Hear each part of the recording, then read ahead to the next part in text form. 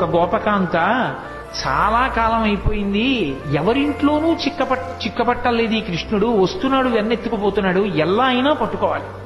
యశోద మా అబ్బాయి అలాంటి తప్పులు చేయడం మాని కదా అంటోంది, రెడ్ హ్యాండెడ్ గా పట్టుకున్నాడంటారే, అలా వెన్న చేత్తో ఉన్న కృష్ణుడిని పట్టుకోవాలనుకో అని కావాలని కడవ తీసుకెళ్లి గుమ్మం దగ్గర పెట్టి వస్తాడుగా. భలే దొరికారా వీళ్ళు ఎవరో అనుకుంటాడు. వస్తాడు, కూర్చుని అలాగో ఓపిక లేరు, ఈ ఇంట్లో పిచ్చేళ్లు బయట పెట్టి వెళ్ళిపోయారని చెప్పి చక్కగా తీసుకుని ఇలా నోట్లో పెట్టుకున్నాడు. పెట్టుకోగానే గోపికి వచ్చి పట్టుకుని ఆ కృష్ణుణ్ణి చూసింది. ఎవరు పిల్లాడా నువ్వు? తెలుసు కృష్ణుడని. ఎవరు నువ్వు అని. ఆయన ఏమనాలి? నేను కృష్ణుణ్ణి అనాలి. ఆయన కృష్ణుణ్ణి అనలేదు.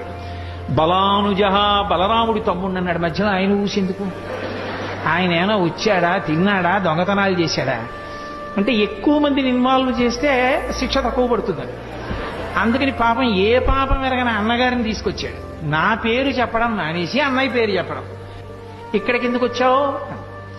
ఓసారి ఇలా చూసి, ఓ మా ఇల్లు కాదా, మా ఇల్లు అనుకున్నాను. అమ్మ బాబోయ్, మీ ఇల్లు అనుకుని వచ్చావా?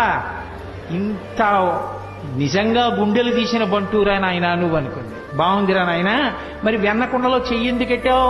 ఎందుకమ్మా అంత గట్టిగా ఊరికే ఏంటి ఎందుకు వెన్న కుండలో చెయ్యెట్టావు? ఇక్కడికి ఎందుకు వచ్చావు? అరుస్తానంటే మా ఆవు దూడ ఒకటి తప్పిపోయింది, వెన్న కుండలో ఉందేమో అని వెతుకుతున్నాను, కారిస్తే పారిపోతుంది చూడాలి. వెన్న కుండలో దూడ దూరిందా?